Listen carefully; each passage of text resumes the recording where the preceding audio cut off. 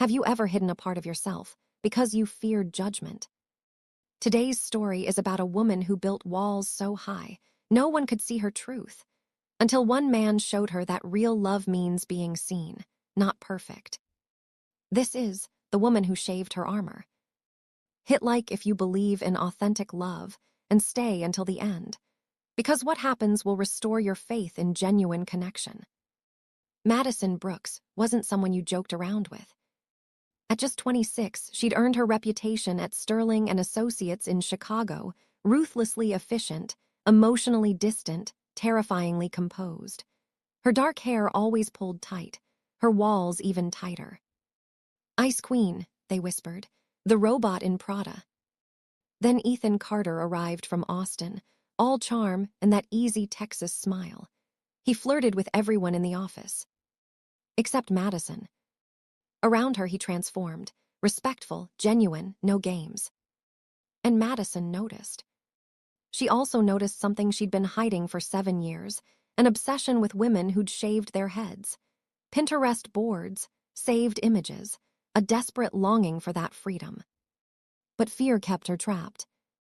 Then one day at lunch, Ethan said something that changed everything. Women who shave their heads, that's warrior-level power, like they've shed every expectation and just exist. Madison didn't smile, but she didn't look away either.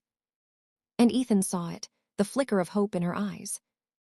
It was a random Thursday when Madison's heart cracked open. A junior analyst knocked over files, papers everywhere, people laughed. But Ethan didn't. He got down, helped the kid clean up, said something kind that made him smile.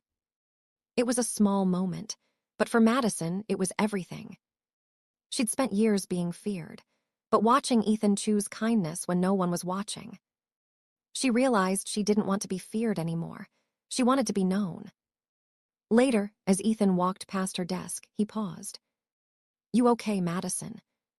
His voice wasn't flirty, just kind. And for the first time in years, she smiled. A real smile. 2 weeks later, Madison stood outside his cubicle. "I need to talk," she said quietly. They went to the rooftop, Chicago's skyline glittering, wind pulling at her hair. "Don't call me Madison right now," she whispered. "Just Maddie." Then she said it. "I want to shave my head, completely. I've wanted to for 7 years." Her voice cracked. But family, corporate image, what people would think, it all stopped me. I was terrified. Ethan didn't laugh. "You're not alone, Maddie. Women who do that, that's not weakness, that's strength." Tears filled her eyes. No one had ever understood. "I've decided to do it, tomorrow, at my place." She took a breath. "And I don't want to do it alone. I trust you, Ethan. Will you be there?" "Yes," he said without hesitation. In that moment, something shifted. It wasn't just about hair. It was about trust, vulnerability, freedom. What happens next shows what real respect looks like. If you've doubted genuine people exist, this will change your mind.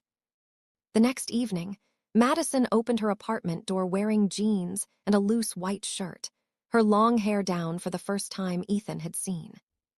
She'd set up a chair, clippers, razor, everything ready.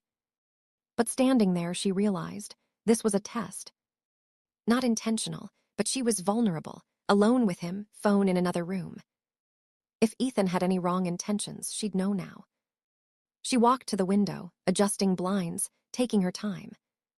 From the corner of her eye, she watched him in the reflection. Ethan stood behind the chair, organizing supplies, checking the clippers.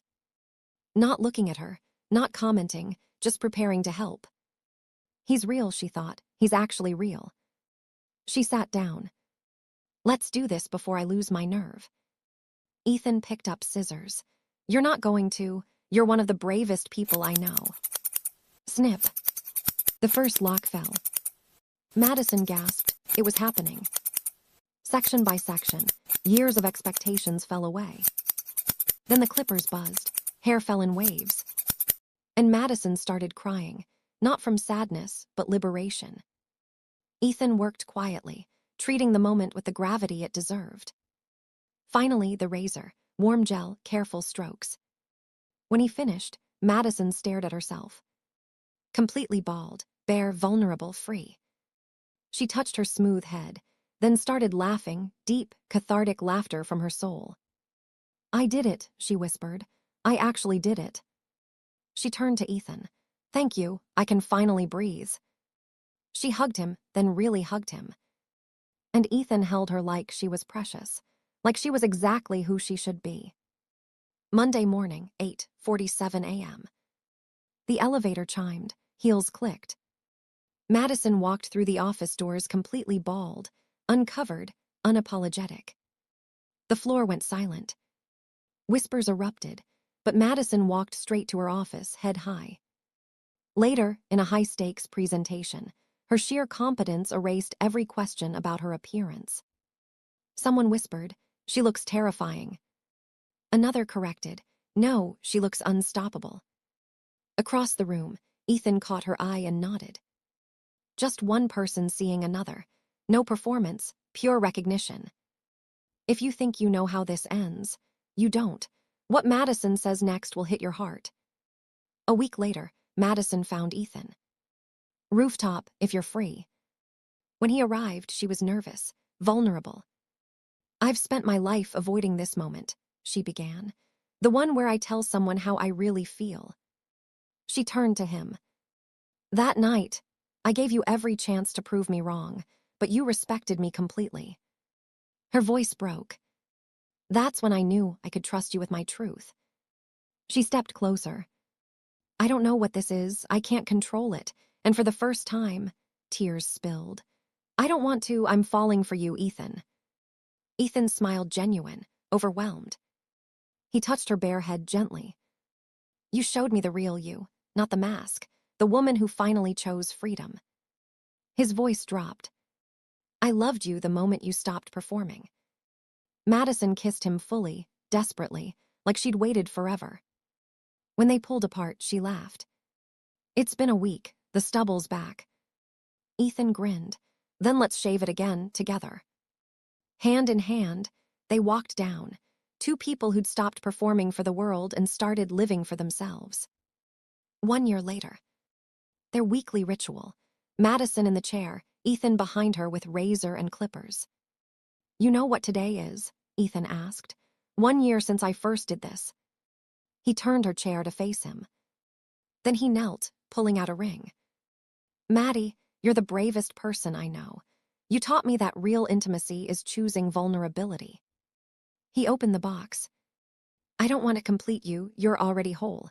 I just want to love you, every day, in all the small, beautiful moments." His voice cracked. "Will you marry me?" "Yes," Madison sobbed, sliding to her knees. "Yes, yes, yes." They held each other on the bathroom floor, crying and laughing. "You still have to finish shaving my head," she laughed through tears. Best engagement ever. 6 months later, they married in a small Chicago garden. Madison walked down the aisle in a simple silk gown, her head freshly shaved that morning, by Ethan, as always. No veil, no pretense, just herself, radiant, free. In his vows, Ethan said, "You didn't need me to complete you. You needed someone who wouldn't flinch when you showed your real self. I promise I never will." Madison said, "You treated my truth like it was sacred. You didn't just help me shave my head, you helped me shed every lie about who I was supposed to be." As they kissed, Madison thought, "This is what I was looking for, not perfection, not someone to complete me. Just someone who sees me and loves me because of it." That's what real love looks like. Not love that asks you to shrink, but love that says, "Show me who you really are, I won't flinch." If this touched you, smash that like button. Help us share stories about choosing brave love over safe love. Subscribe and hit the bell for weekly stories that make you feel something real. Comment below, what's your version of shaving your head? What have you wanted to do but fear stopped you? Share this with someone who needs permission to choose themselves. The world doesn't need more perfection. It needs more people brave enough to be real. Until next time, stay brave, stay authentic, stay free. And remember, the right person won't just tolerate your truth, they'll help you live it. One more thing. Madison still shaves her head every 2 weeks. Ethan still does it. Not because she needs him to, but because some rituals are about intimacy, about being seen, about love. See you in the next story.